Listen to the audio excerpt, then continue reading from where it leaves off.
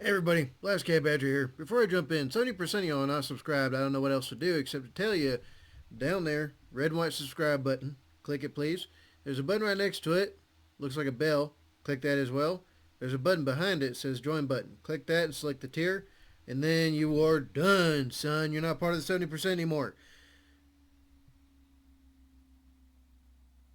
Yeah, that's about what I'm going to start with. But anywho, so we haven't done something like this in a while, and a lot of people reminded me that, you know what, I probably should. So I'm going to stick my oar into it, something a bit more inside my experience, and it's something from the Infographics Show. Infographics Show. The most powerful military in 2022 ranked. Let's see what they got for us, shall we?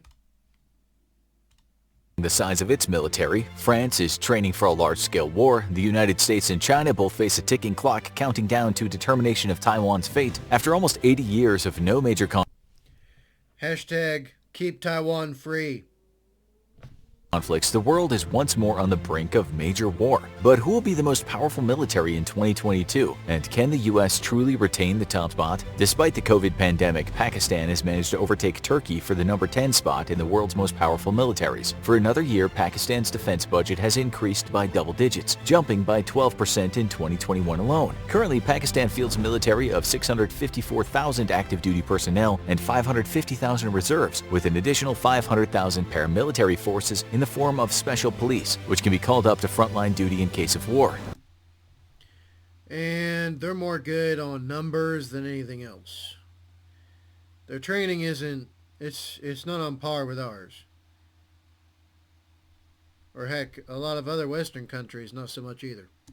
But why the increase in spending? Despite tensions with India remaining relatively stable, Pakistan is perhaps preparing to exploit the distracted India in the near future. Both nations lay claim to Kashmir, and Pakistan is not willing to simply give it up anytime soon. With tensions rising between India and China, should border skirmishes, which have resulted in loss of life on both sides, turn into a full-blown war, it would be the opportunity Pakistan needs to secure Kashmir. To this end, Pakistan is modernizing its nuclear armament and is investing heavily into special operations forces and into new main battle tanks purchased from China. The strengthening of Pakistan's military might also be a way of courting Chinese favor, and China certainly has every interest in seeing a strong Pakistan, which will serve as a major thorn in the side of its rival India. In case of war, China could almost certainly count on Pakistan taking advantage of the situation to attack India's western territories, forcing India into a two-front war. But can Pakistan's predicted number 10 spot truly hold? That remains to be seen, because few nations have been hit as hard by the COVID-19 pandemic as Pakistan has. 25 million families currently are relying on government aid as they're unable to work due to the pandemic, and the increasing defense budget is angering many, both domestic and abroad, seeing as the nation received a $6 billion loan from the IMF in 2021.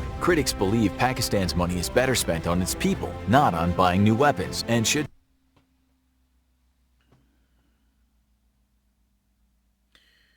Not to mention millions upon millions that in one of our last major omnibus spending bills went to gender programs in Pakistan.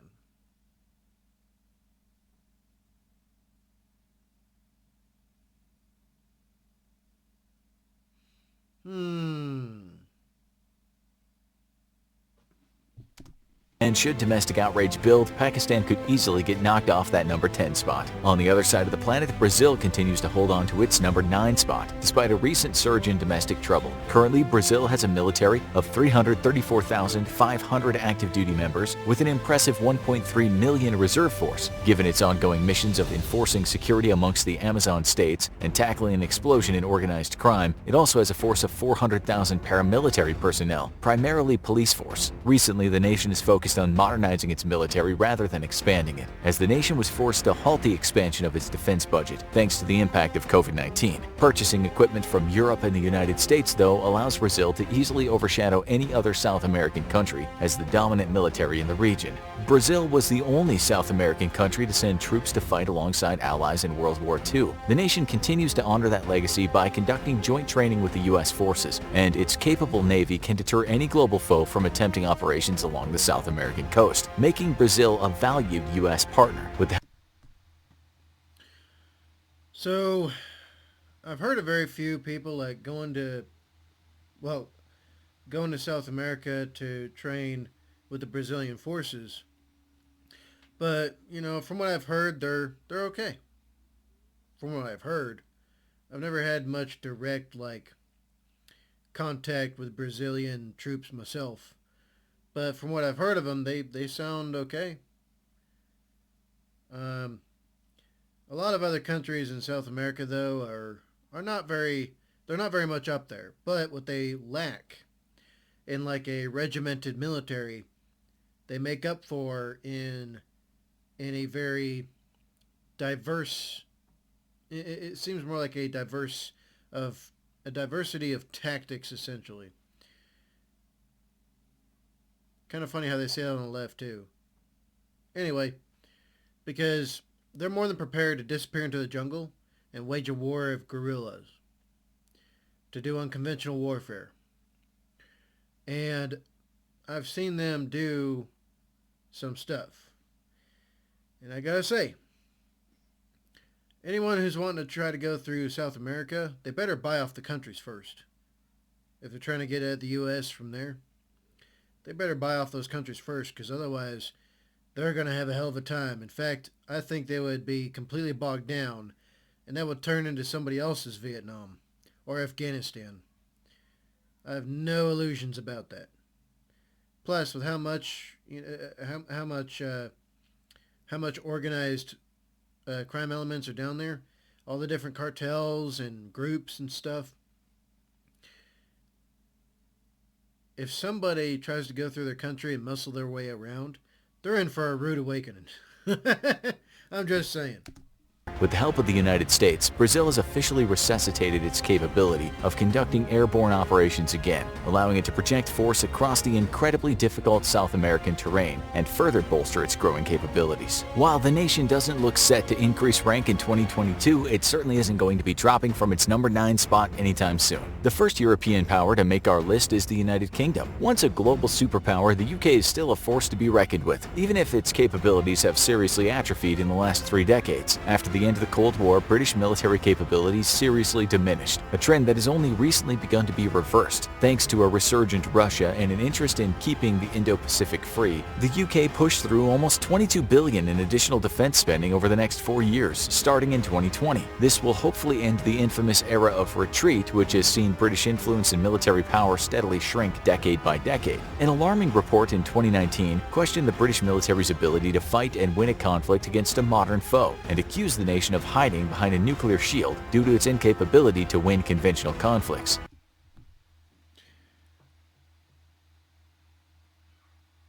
When it comes to the Brits, I've trained with the Royal Scottish Guard.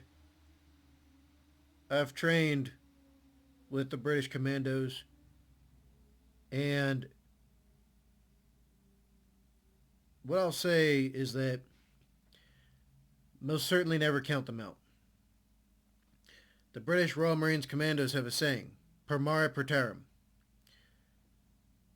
And that's a saying with a lot of merit.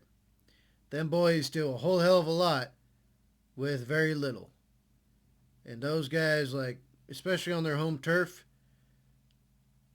but if someone's going to try to get at the United Kingdom,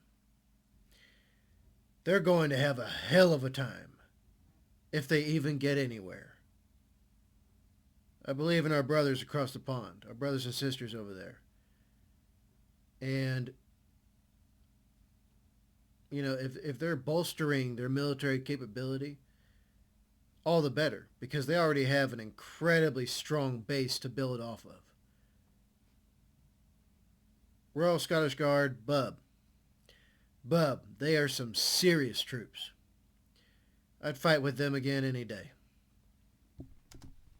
While British Air Forces remain strong, with its famous Special Air Service Wing being one of the top special forces in the world, the Royal Navy has suffered dramatically, though perhaps not as bad as the British Army, which has earned the nickname of the Borrowers for its lack of equipment and the need to trade for equipment with other nations' forces when deployed together. In spite of these shrinking capabilities, the UK's nuclear arsenal has remained in good shape, given its investment in ballistic submarines. However, without a nuclear capability, the United Kingdom would easily be overshadowed by Brazil for the number 8 spot on the list, and there are many questions whether the UK is truly ready to fight alongside its ally, the United States, against Russia or China in a future conflict. I don't know about the government of Great Britain.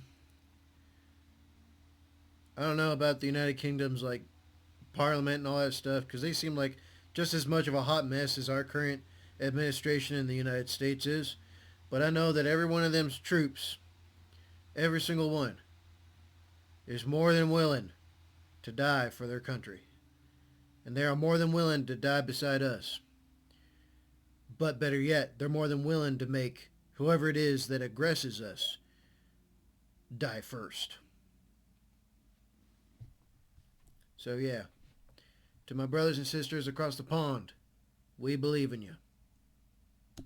Spot on our list is occupied by another European nation that's perhaps better prepared for the next major conflict than many other powers. This nation is France, which retains its number 7 spot on our list and boasts the second most powerful military in Europe after Russia. But it's exactly Russia who's driving a major investment in the French military, which will see its capabilities continue to grow in 2022 and beyond. France already has a very capable military armed with modern weapon systems and excellent training. Its navy is the most capable of European NATO allies, with 1 aircraft carrier, 11 destroyers, 10 submarines, and 11 frigates. 3 helicopter carriers have also given France the capability to launch amphibious operations in response to a possible future conflict with Russia, or while aiding its American allies in a South Pacific conflict against China. In the 2010s, France identified a serious lack of capabilities in conducting independent operations far from its own shores without the help of the United States. While this has been a plaguing problem all across European NATO members, France has been the only one to systematically tackle and fix the issue, proving it's capable of force projection far from home with its involvement in various anti-terrorism operations in Africa.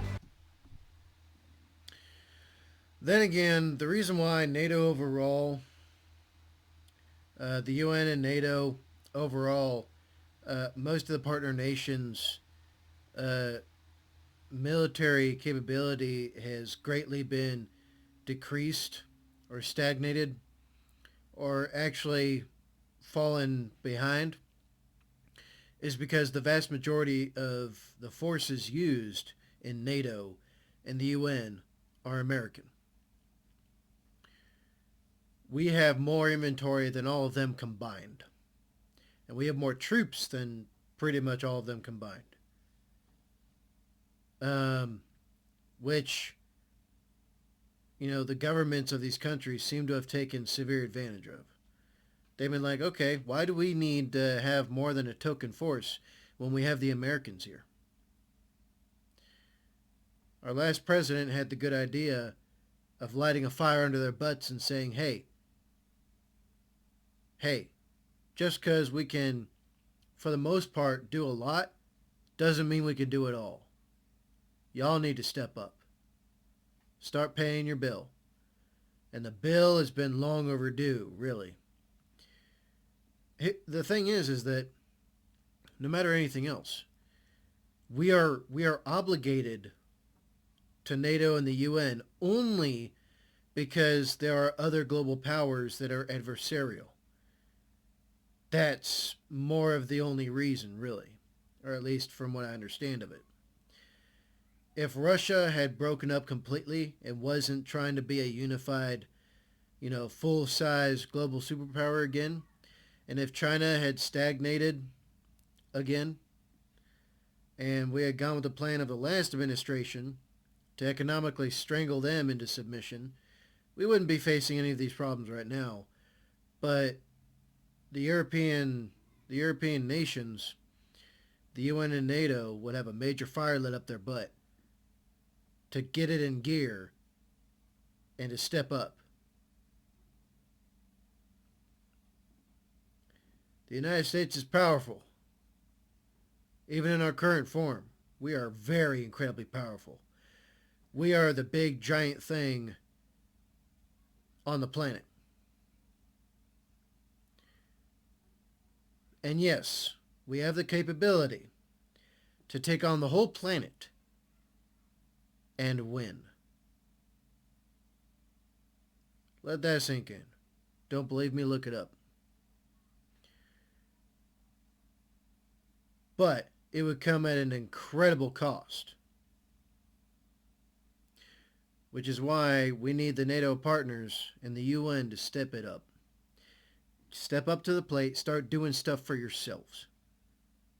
We can't do it all, even though we come close. An aggressive investment into it. And here's the thing. It's not the fault of the troops of these countries. It's not their fault. It's their government's fault. Because their government, a lot of them seem pretty freaking lazy. Like I said, they take advantage of us. It's not the troops' fault. The soldiers and everyone who's under the senior command of their, of their government and their top leaders in all these nations, it's not the troops' fault at all that their governments have made the worst decisions possible. The same things are occurring here. So yeah. Defense budget sees the nation committed to growing that budget by over $2 billion a year since 2019, and the nation is investing heavily in next-generation tech that will help ensure it remains on the cutting edge of military innovation. Heavy investments into the joint Franco-German-Spanish Future Combat Air System and the Franco-German Main Ground Combat System will bring new fighters and main battle tanks to the already impressive French military. France will without a doubt retain its number 7 spot, but only the ever-present threat of war will keep both France and the country in the number 6 spot at the forefront of military innovation. North Korea long ago vowed to reunite the Korean peninsula by force if necessary. If modern North Korea wants to go through with this plan, they'll face the 6th most powerful military in the world, armed with modern and very capable equipment and an ever-growing defense capability. For most of its life, South Korea has relied heavily on its ally, the United States, to ensure it remained free and independent of both North Korea and China. However, the modern South Korean military is more than capable of fighting and winning a war against North Korea, and is powerful enough to make China have second thoughts about any potential ambitions to reinstate historical control over the region.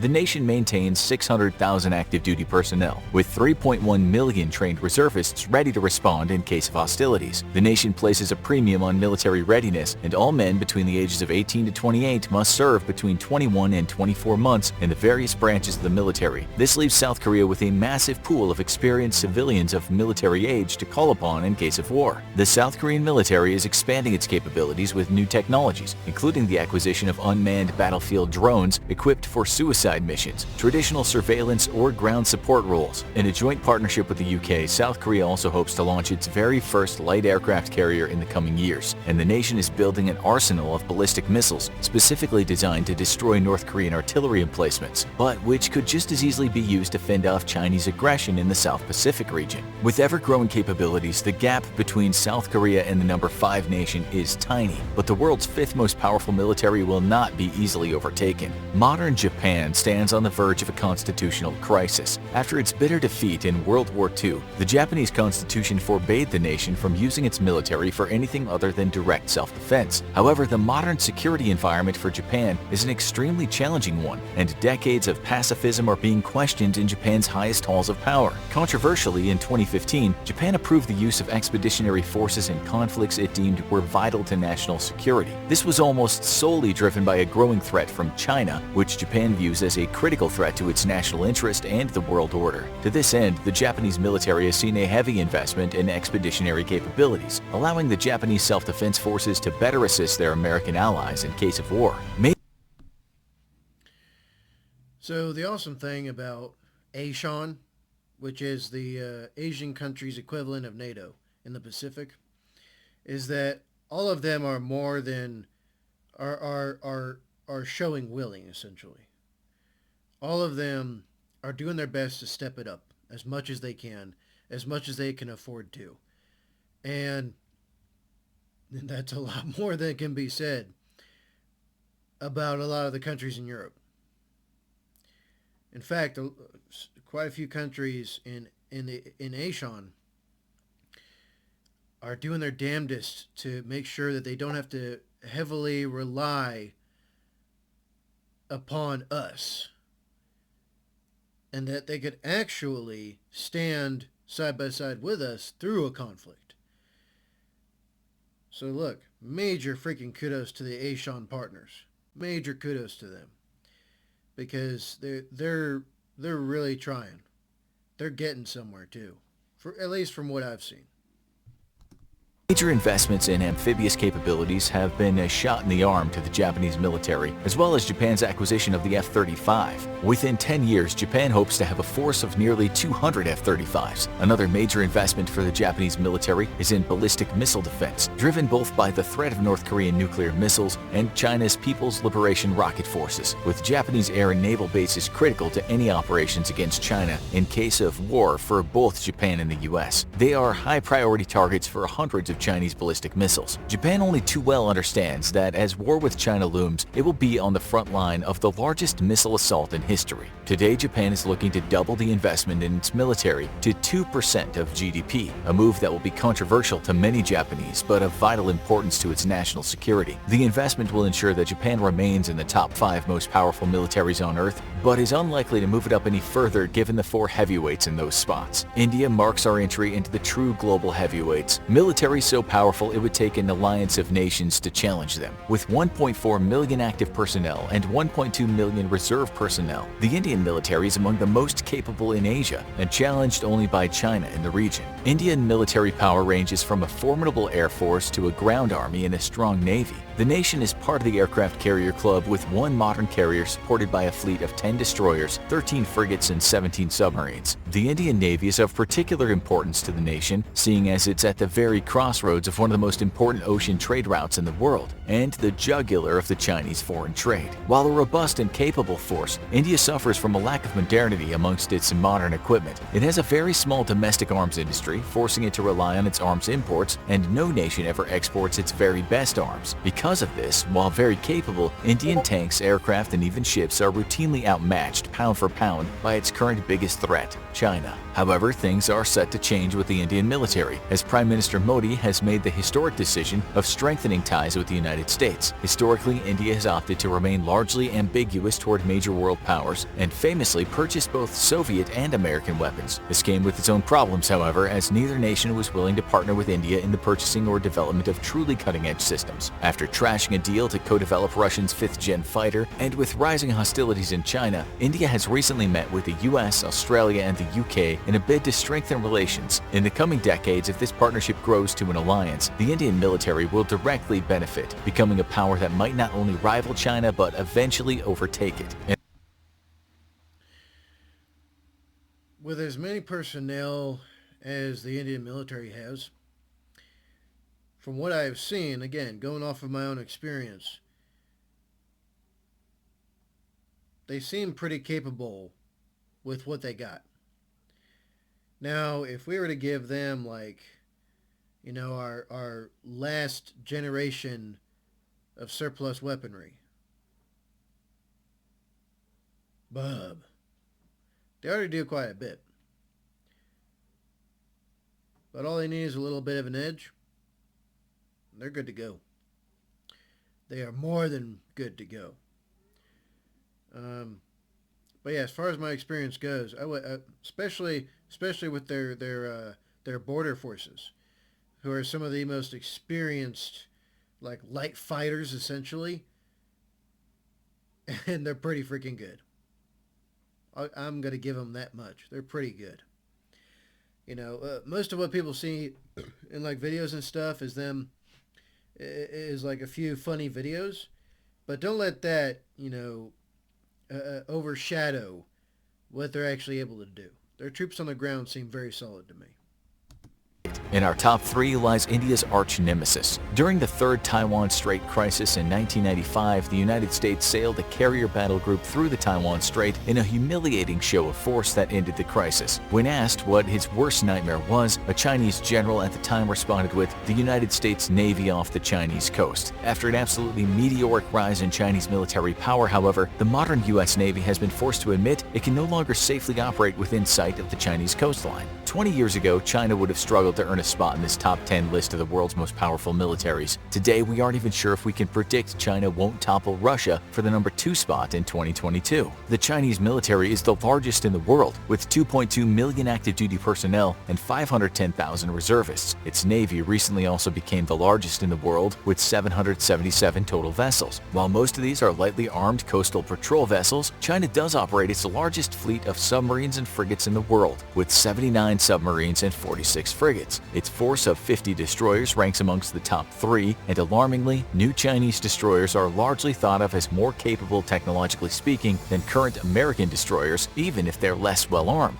The nation also has an impressive air fleet of 3,260 aircraft, with 1,200 fighters, 371 attack aircraft, and 327 attack helicopters. However, the People's Liberation Air Force faces modernization problem, and while it operates 50 J-20 stealth fighters, the J-20 is largely believed to be inferior to the American F-22, F-35, and the Russian Su-57. The nation, however, is seeking to offset its imbalance in air power with a strong emphasis on standoff attack weapons and a large maritime force. China completely outstrips the United States in the development of hypersonic missiles, a truly revolutionary weapon that threatens the survivability of the U.S. Navy in the South Pacific. Its expanding fleets of amphibious assault ships are a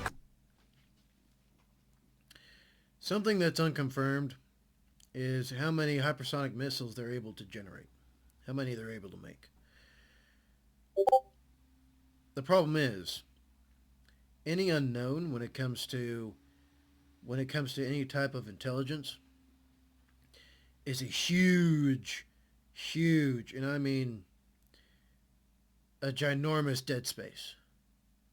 Technically speaking, a dead space is a place where you can't see directly into it, essentially, and so it's considered a danger zone. As in, okay, we need to figure out what's in there really fast. And so whenever you come across dead space, if you're not able to immediately clear it, you keep it covered at all times.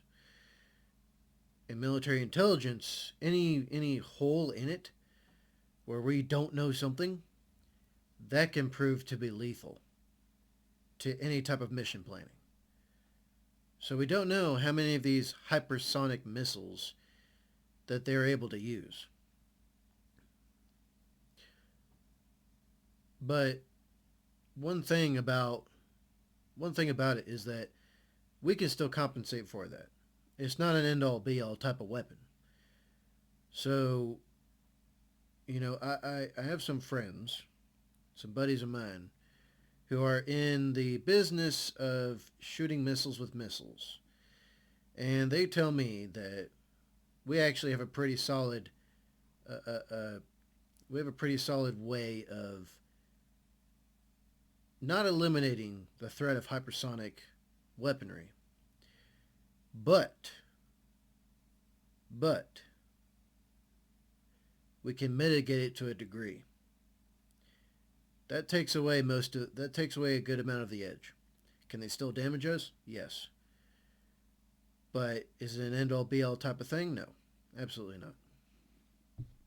Are a critical threat to Taiwan and other South Pacific nations, and its militarization of islands in the South China Sea has led to a string of unsinkable aircraft carriers that the U.S. Navy recently admitted it could not challenge without pulling resources away from other parts of a war front with the country. A robust defense industry sees China dominate the number 3 spot, but the economic and demographic problems faced by the second most powerful military power will almost inevitably lead to China overtaking it as the number 2 military in the world. The spot for the second most powerful powerful military in the world is claimed by Russia, a hard-earned title after facing the apocalyptic decrease in power caused by the collapse in the Soviet Union. The modern Russian military fields an active force of 1 million personnel, with 2 million reservists. However, much of Russia's military is made up of conscripts, despite a push to expand the number of volunteers through economic incentives. In the air, Russia dwarfs China, with 4,144 total aircraft, 789 of which are fighters. While this is less than China, Russian fighters are on the whole more capable than their Chinese counterparts. So numbers only matters if you have more than enough numbers to completely neutralize the edge in quality over quantity, if you understand what I mean. One U.S. soldier, on average, this might be out of date actually, one U.S. soldier on average, damn,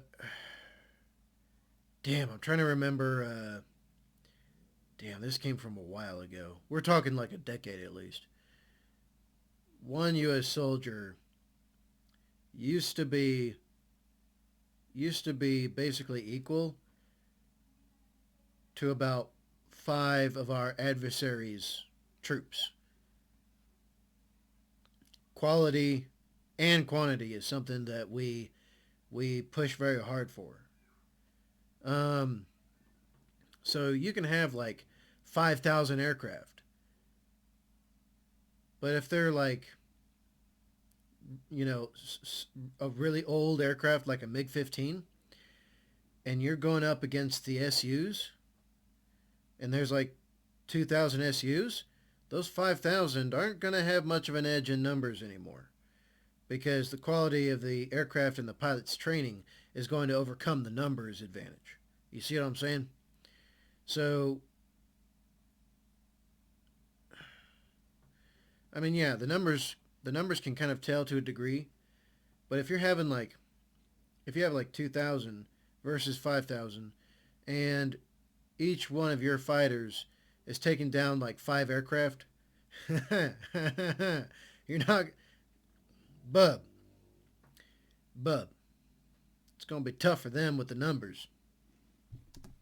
Given that most Chinese fighters are based on Soviet or Russian designs. Its ground attack fleet is the second largest in the world, with 742 ground attack aircraft and 538 attack helicopters. Russia claims a force of 13,000 tanks, but these are overwhelmingly greatly antiquated Soviet-era tanks that have been mothballed and would require weeks of preparation to be made battle-ready. Even then, they wouldn't stand a chance against a modern tank. Though Russians have always proven that numbers provide a form of quality, realistically only about 2,000 Russian tanks are either combat-ready or modern. The Russian Navy is the second largest in the world, with 603 total ships. However, the Russian Navy best exemplifies the real problem with the Russian military. It has a great deal of equipment, but very little of it is truly modern. A host of economic issues, including sanctions over its actions in Crimea and an exodus of its population seeking better opportunities elsewhere, is placing its future in serious danger. Today, Russia has a very troubling population growth rate of negative 0.2%. The Russian military is a paradox of very capable weapon systems based on antiquated platforms. Its navy is largely made of Soviet-era holdovers, and yet its ships, while individually outclassed by other nations, are still equipped with some of the best missile systems in the world.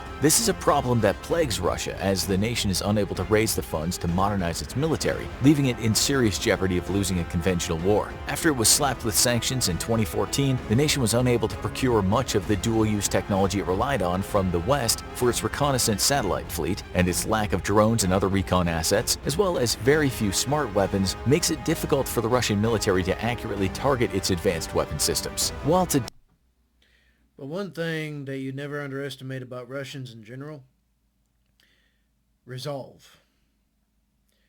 The Russian culture is about strength, about toughness. And so, like they proved in World War II, although they still suffered catastrophic losses, they are more than willing to throw themselves at any enemy until there's none of them left. And I imagine much is the same for China.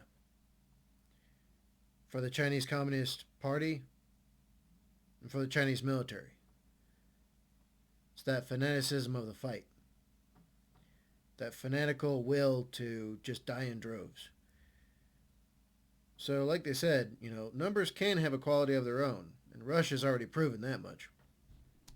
While today Russia remains a powerhouse, most of its strength comes from its massive nuclear arsenal. As its economy continues to shrink, Russia is very rapidly approaching sharing the same fate as the UK, becoming a power forced to hide behind its nuclear shield and unable to project power far from its own shores. In 2022, Russia will likely retain the number 2 spot, but it's unlikely to hold on to it much longer. Due to its trajectory, it's hard to see a future where the country will be able to overtake the number 1 military power in the world. The United States continues to dominate as the world's sole superpower and the most capable military on the planet. However, the gap between the United States and Russia and China has been greatly eroded in recent years, and many now question if the US can truly fight and win a war against either rival. Its active duty force consists of 1.4 million personnel, with a reservist force of 846,000. Unlike most other nations, however, the United States Reserve Force not only receives regular training, but is equipped with modern equipment and routinely saw combat operations during the US's most recent wars. This makes the US Reserve Force alone as fully capable as many of the militaries on this list. In the air, the United States is unchallenged, with the world's largest air fleet of 13,233 aircraft, including the world's largest fighter fleet of 1,956 aircraft. Air power is a very big deal for the US military, and it also retains an air attack fleet of 761 aircraft, notably including the world's only fleet of stealth bombers. On the ground, however, the US has only the world's third largest fleet of main battle tanks, but each and every one is modern and extremely capable. While the Abrams might be aging in design, routine upgrade packages provide improved electronics, sensors, and optics, and even armor upgrades. However, the venerable tank is facing new problems, namely that the latest upgrade packages pushes its weight to almost 100 tons, entirely too heavy for the tank to be transported by conventional methods. Having one of the world's best tanks means nothing if you can't ship it to the fight. The US Navy is only the 4th largest, but it's by far the most capable. Its 490-ship Navy consists of 11 aircraft carriers and 10 assault carriers,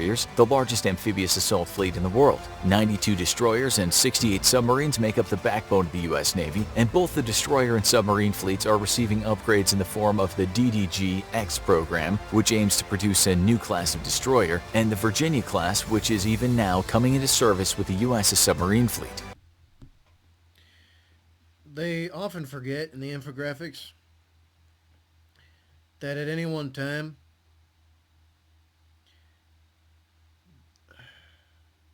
damn, I'm trying to pull it out okay, you know what? I gotta look this up. Because I think we have at any one time around 20 million people in the individual ready reserve. I'll have to look that up.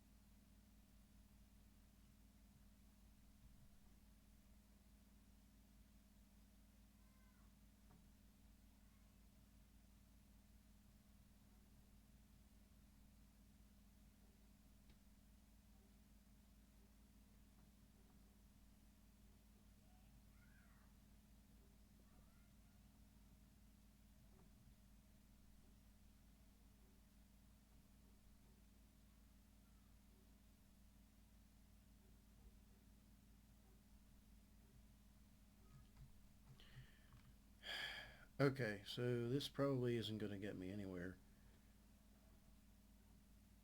Let me see. Oh, this is probably going to be the HRC homepage. Whoops.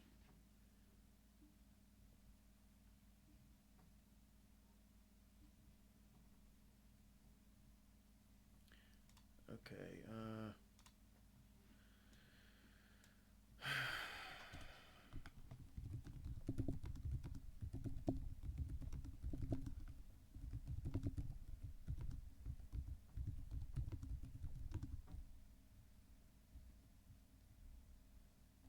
Since I think about 2015.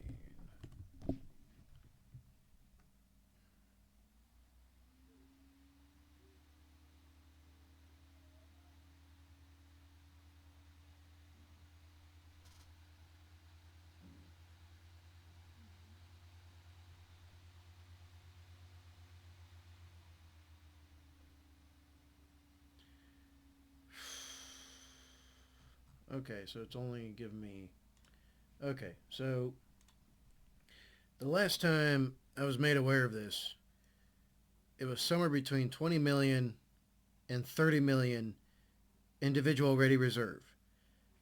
Somebody becomes part of the individual ready reserve when they separate from active military, reserve military, and National Guard. But they have served. So that being said, even if it's only 20 million, if all of us got called up back into service, it's the absolute largest standing military on the planet.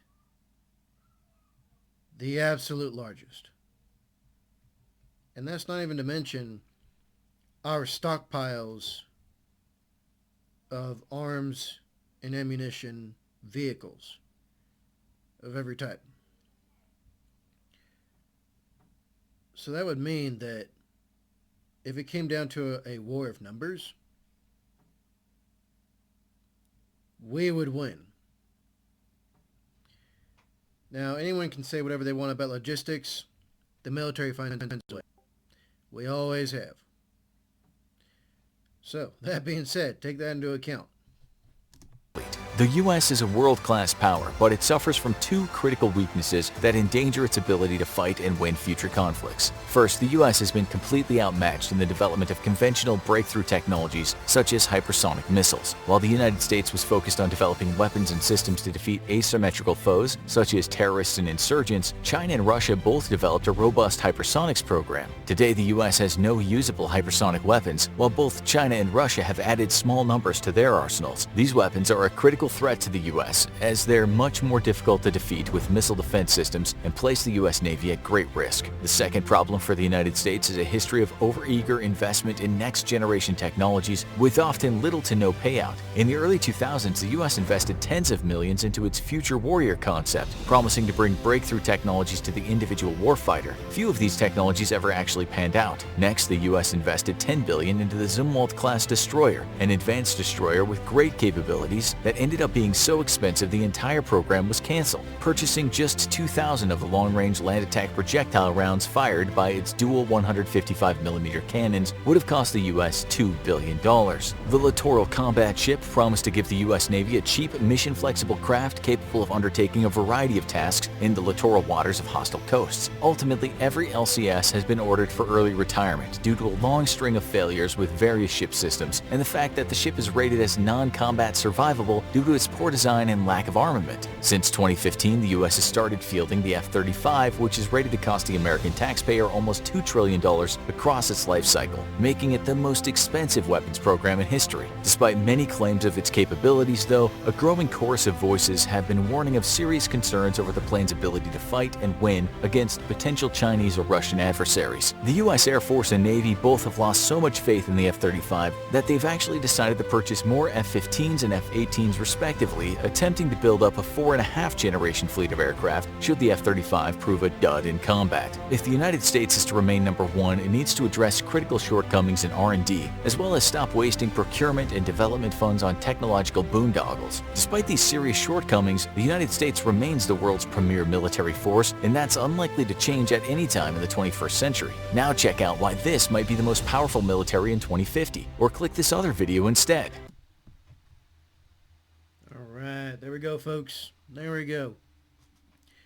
The Infographics Show. Most powerful militaries in 2022 ranked. The U.S. is still number one, at least for now. And, like I said earlier, if it came down to us having to call up everybody in the individual ready reserve, Bub. The active numbers on the other sides are not going to count at all. Plus, we produce greater quality of troops. We have superior training in almost every aspect. And, you know, the wargaming that we incur upon ourselves is incredibly harsh. Incredibly harsh, which is why we constantly lose our own scenarios. But that's because that's done on purpose. That's done very much on purpose. The reason why our training is so grueling tactically is so that we are more than ready. So yeah, there we go. But what do y'all think? What do y'all think?